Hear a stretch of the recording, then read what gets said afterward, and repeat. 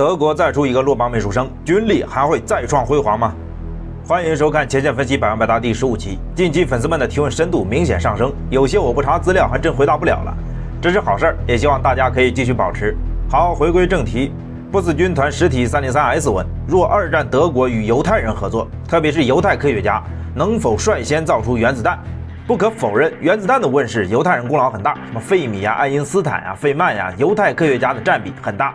但德国造原子弹失败，不只是少了科学家这么简单，当然也不是海森堡战后吹的说他故意算错的那样。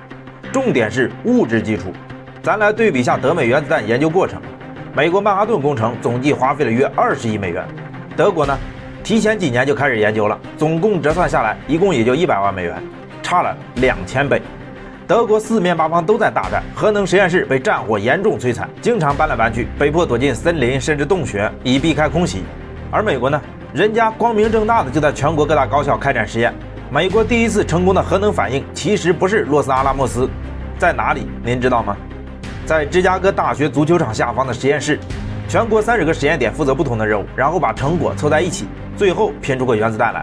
这是德国人连想都不敢想的。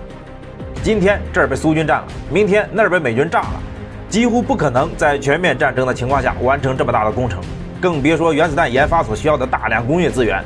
有了犹太科学家，没有物质基础，别说率先造出来，准确说就造不出来。极速柠檬7V5问：二战初德军没有从阿登森林进军会怎么样？这问题回答就是如法，没办法。德军若正面硬刚马奇诺防线也不是不行，仅从战术上来讲，我认为马奇诺是被严重高估的防御工事。当时德军进攻法国，其实还捎带着对他进行了5次突破，4次都成功了。用德国一分区参谋长的专业话说，就是马奇诺的防御在几小时内就被一次普通的步兵攻击给攻破了，而且没有任何坦克支援。德国步兵在猛烈的空中轰炸和大炮轰炸的掩护下前进，法军的许多据点都挡不住炮弹，而且大量阵地没有设置防御，很容易就遭到盲区袭击。而且该防线缺乏纵深，远不如战争后期发展起来许多防御体系。当时一样被吹上天的埃本埃梅尔要塞不也被轻松击破了？更别说陆参提前就预备好了古斯塔夫巨炮和卡尔旧炮，这些都是留给马奇诺的绝招，最后都没用上，我还没用力你就倒下了。